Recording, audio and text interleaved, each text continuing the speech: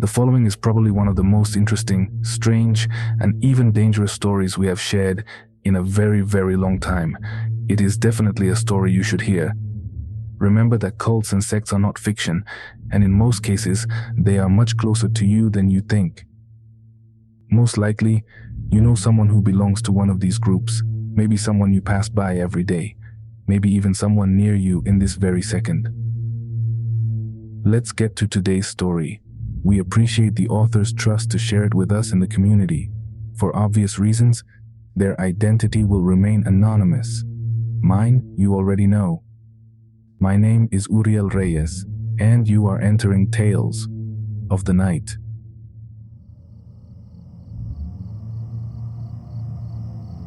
Life is strange. We tend not to value the mundane until something disturbs it. We complain about our jobs until we lose them.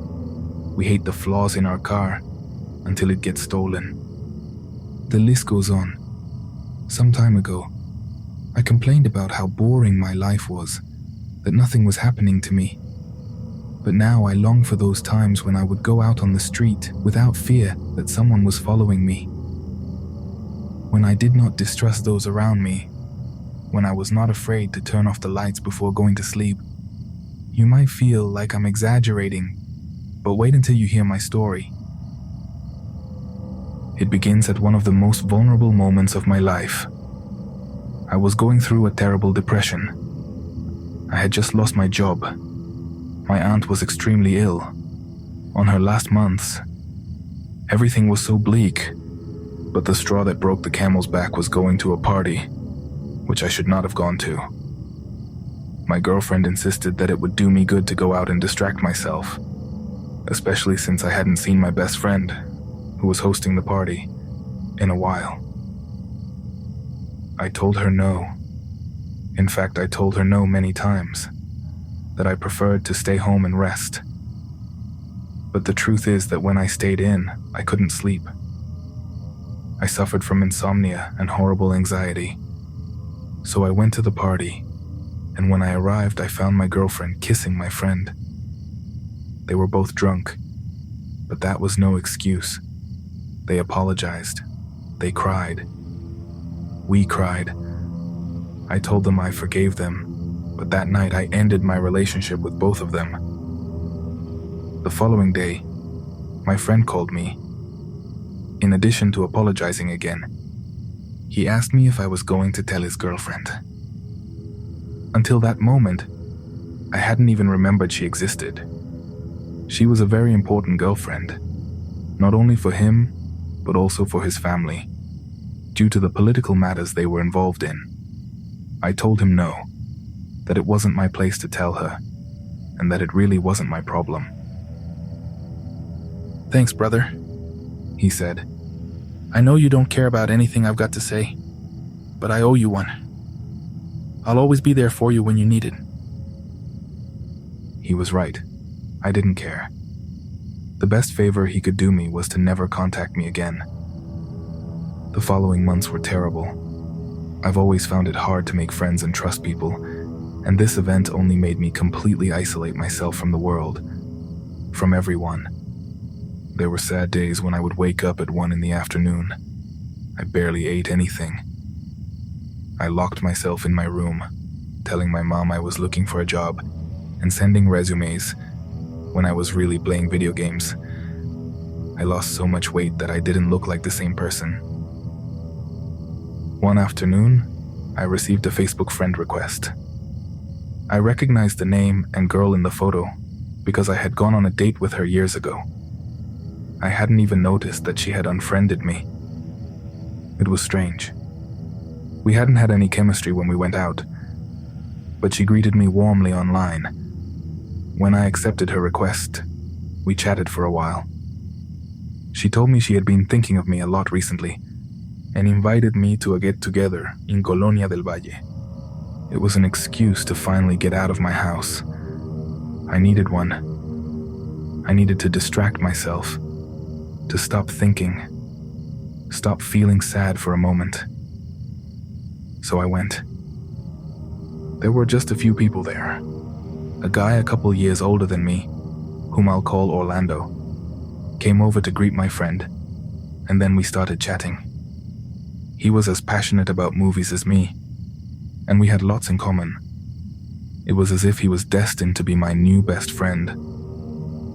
I suddenly realized it was already 5 in the morning, and Orlando, the host, my friend, and I were the only ones left. I had never had a friendship at first sight like that. Maybe we had connected a lot, or maybe, at that moment, what I needed most was a friend, not a romantic relationship. From then on, I started going to more parties. A few weeks later, I started a relationship with the girl from Facebook. However, it ended just as quickly as it came. I was glad to get Orlando's call when he found out. He asked me how I was doing and if I wanted to go out to distract myself. I finally had a real friend. Orlando's an actor, so we went to a staging of his new play that was preparing to premiere. It was for friends and family only, and quite an amateur production in a small old theater. When the play ended, he approached me, and I congratulated him. Honestly, I thought he was really talented. That's when Orlando told me something odd. "Look, everyone is going to go to an actor's party now, but I don't want to go. I have to do something much more important, and I would like you to come with me." He looked for paper and pen in his bag to write down an address for me. He never shared anything by phone. "If you want to, and I hope you do, go to this address at 11 o'clock. Ask for me at the door, and please get there at 11 sharp. No later, and especially no earlier." It was a tad strange, but I didn't want to go back home, where my depression was waiting for me. So I told him I'd be there. We said goodbye for the moment, and I went for a walk around the city to kill time. I had no idea what he had invited me to, but it seemed to be very important to him. What happened next, what I felt as I walked, is difficult for me to explain. At that moment, I did not understand it. And perhaps after everything I discovered, after everything I experienced, I have only managed to interpret it, but I can't say for sure. I wandered the Zona Rosa district. It was as awake and lively as every other night, but I couldn't stop feeling like I was being watched, like someone was following behind me, but not as if I was about to be mugged. It was different. I would pass a place and feel that the people at the door were watching me. When I turned the street corner, a figure appeared at the end of it, eyes on me. I continued to walk, but with each place I passed, I felt like someone inside was staring at me. But at the time, I brushed it off as anxiety. Nothing more. I told myself it was nerves because I tend to be very antisocial, and I had no idea what I was about to walk into. I arrived at 11 like I was told. I figured it would be a bar or something public, but the address was a house that looked uninhabited from the outside. The facade was beautiful, and the 2 floors of Porphyrian architecture were almost entirely covered by ivy. It seemed familiar to me. Maybe I had even seen it before, one of those houses I photographed in high school when I took a photography class. Because although I didn't entirely remember it, something told me I had already been there. I knocked on the door, and a smiling man opened it. When I mentioned Orlando's name, he told me to come in, that they had been expecting me. He took me by the shoulder and led me inside. Upon entering, I not only breathed a sigh of relief, but also felt extremely excited. This was nothing more than a gathering of men, almost all my age, except for 2 gentlemen over 50, drinking whiskey, cognac, playing cards, talking about life, politics, movies, soccer. A gentleman's club or something? I didn't know how those fraternities worked, but for a person like me who only had one best friend in his life with such poor results, the idea of belonging to something like this seemed incredible. I chatted with many of the men and realized half of them were also there for the first time. The next morning, I woke up in a good mood. I had a message from Orlando saying that his group liked me a lot. He asked if I wanted to go back next week, and I replied, of course. "Just one thing," he told me. "This is very exclusive. Please don't talk about it with anyone. Don't even mention it. It's not for everyone." "No problem," I replied. The following week, only 3 of the 10 guys who went the first time returned. And it was exciting, you know? Thinking that only a few of us had received an invitation. I got to know some of the other members better. There were many artists, which made the whole thing feel very bohemian. I returned every week along with the 2 other young men. But after a few meetings, I noticed something strange about the time they would ask us to arrive. I don't know how long those meetings lasted, but it was clear that we, the newcomers, were only arriving at the very end. Every time I walked into that house, it felt like something important had just happened, but that we have just missed it. I didn't want to despair and ask questions. I had already made ties with several of the members, and I thought that at some point, I would have access to the entire meeting. That day was about to come. In a call, as always, because we never talked about the group via messages. Orlando asked me to arrive an hour and a half earlier for the next session. That would be enough. I was inquisitive and thought I would finally learn more about what this club was really about. I had no further contact with him until the day came, and with it, that night. Again, I felt very nervous, just like the first time. I left my parents' house early and took advantage of the fact that I was already in the area to walk along Reforma. It was drizzling. In the distance, it looked like a storm was brewing, but it was still a pleasant walk. An alarm on my phone warned me that there were 25 minutes left before the gathering, so I started walking towards the house. I had calculated to arrive a few minutes early and knock right on time. As I walked along Reforma, I noticed a figure under an umbrella. I got the impression that he was walking behind me, in the distance, but following me. When I took some smaller streets, it became more noticeable that he was following me. I kept walking, pretty distracted, constantly turning to see if he was still behind me, whether he had come closer or disappeared. I remember it well, because I arrived at the house almost without realizing how I got there. My attention snapped back when I arrived at that huge wooden door. I went to knock, but before I could do so, the door opened. That strange bald man from the first night opened the door again, inviting me in with a soft voice, like the one ladies use in church.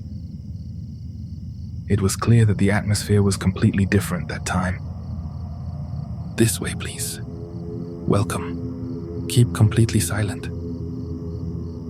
Once again, he took me by the shoulder and led me to the studio where the meetings were held. This time, the room was completely empty. He asked for my cell phone as usual, but now he also asked me for something new. "Write down the code to unlock it," he said. It wasn't a question. He didn't wait to ask my opinion, and I didn't have time to even try to remember if I had anything worth hiding on it, or anything that might embarrass me if they saw it. At that moment, I didn't think about all my banking and personal information stored on my phone. I just wrote it down, and that kind, bald man disappeared through a door. He returned after a few minutes with a wooden box. He asked me to undress completely and place my clothes in it. And well, I agreed because I was sure I was being initiated into the club, that they were about to haze me. I had already experienced hazing when I played sports in high school, so I could take it. When I did, he told me to stand up and blindfolded me. Then he covered me entirely with a black cloth, all over my body. It wasn't a robe or a hood or anything like that, simply a cloth without holes that covered me completely. Imagine as if I were a ghost, all in black. I only know what happened next because he made a mistake. He didn't tighten my blindfold all the way, and when he put it over my eyes, it moved slightly, leaving one eye free for me to see through the fabric. It wasn't much, but it was enough to tell you the following. This man had walked me by the shoulder, from the front door to the studio many times. And just like before, I trusted him to lead me again. We walked down a long hallway. Every now and then, I managed to see some dim lights, like candles or lamps. Before reaching another door, he told me very slowly that he was going to check if I could go in yet, and that I would enter the last part of the ritual. He told me not to say anything, not even the slightest sound. He opened a heavy wooden door, peeked in, and then led me inside. I entered a chapel. I know I wasn't meant to see that, but the lighting was bright enough for me to see through the blindfold. The place had pews, and they were all filled with hooded figures in black, sitting silent and still, as if all the members were in some kind of trance. Then, I felt something. The air pressure in the room shifted. My ears instantly popped, and I started to feel very hot. They sat me down in the last row with my head tilted, so I couldn't see what was on the altar, and told me not to get up. The light was so dim that I could barely see anything. But with a small head movement, which I hoped had remained imperceptible in case someone was watching me, I turned to my right. I saw two other silhouettes in my pew. I could see that the person closest to me was shaking. My ears were too clogged to make it out perfectly, but I thought I heard the person crying under their cloak. Someone on the altar, whom I couldn't see but I could feel, said a few words in a language totally unknown to me. Then, he disappeared through a door, which I heard close behind him. And one by one, the black silhouettes rose and left the room. The room went completely dark. Even with my free eye, I could no longer see anything. But someone came down from the altar, and that made the heat in the room unbearable. Something came close to us. I could feel it. And then it moved away, as if it had gone back out the way it came. The heavy door opened again, and the man came back in for us. He took us one by one to a small room where he left us the box with our clothes. They didn't give us our phones back until we left the house. I was the second to leave the dark room. In the end, only the shaking figure remained. I got dressed quickly and walked out into the parlor.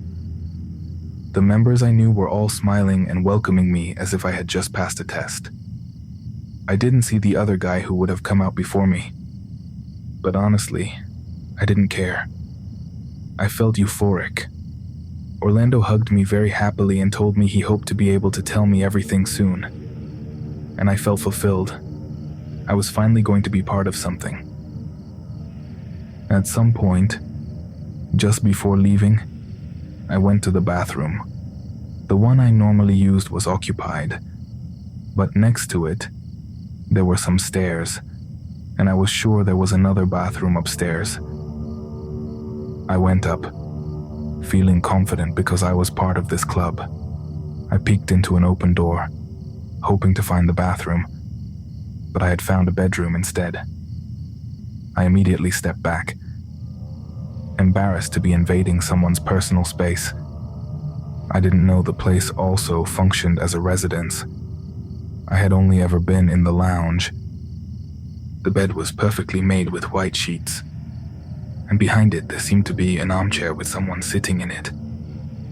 I don't know whether it was a dummy, a mannequin, or a person with a mask, but its face, its head, wasn't human. It was the head of an owl.